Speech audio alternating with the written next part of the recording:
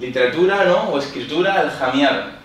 Es decir, cuando usas unas grafías que no son las propias de esa lengua, que son de otra lengua, otro sistema gráfico, para representar las palabras, los textos de otra lengua.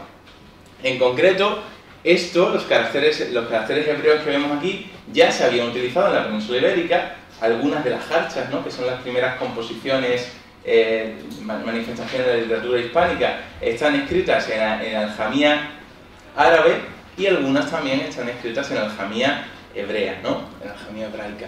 Entonces, la escritura de los textos judeoespañoles, en su inmensa mayoría, están en aljamía. La aljamía conoce dos tipos de fuentes fundamentales. Una empleada sobre todo para los títulos o para cosas que quisiera destacar, que son las grafías merubá, que son la letra denominada cuadrática hebrea, que es muy parecida a la letra actual del hebreo, que es esta que veis aquí arriba. Si os dais cuenta, ¿se ve bien o apago alguna luz? Se ve bien. La letra de arriba es más cuadrada que la letra de abajo, que es ligeramente más cursiva, ¿no? La letra de abajo es la que se denomina letra Rashi, son los caracteres Rashíes, que recibe su nombre de su creador, ¿no? Rabbi Shlomo Yitzhaki, que fue un escritor que inventó, ¿no? Que diseñó este tipo de letra como más cómoda para la lectura. Y la ortografía, pues de la aljamía, es una ortografía fonemática, como dice ahí, que como está usando un sistema gráfico para otra lengua, es decir, está usando caracteres hebreos para el español, para una lengua romance, lo normal es que utilice básicamente un carácter por cada sonido, y de manera que lo que no suene pues no se ponga, ¿no? Las H no las vamos a poner, por ejemplo, ¿no? Porque no sirve para nada. Bien, tenemos una gran cantidad de textos aljamiados, muchísimos.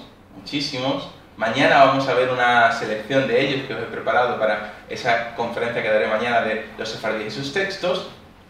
Pero de entrada os digo que el gran problema de estos textos aljamiados es que han sido por mucho tiempo olvidados de los investigadores, ¿no? Han sido dejados ahí cogiendo polvo o perdiéndose en el tiempo. ¿Por qué? Porque están en unas letras que, en principio, la gente que sabe español no entiende estas letras.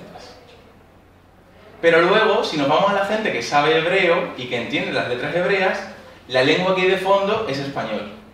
Con lo cual, ni uno ni otro va a ser capaz de ver lo que pone aquí. Nosotros, en cambio, sí, ¿no? Nosotros cogemos, recordad que esto se lee de derecha a izquierda, ¿no? Y si empezamos arriba, huerta de romanzas antiguas de pasatiempo, romanza 1, ¿no? ¿Todos habéis seguido la lectura bien? ¿Alguien se ha perdido? Bien, ¿no?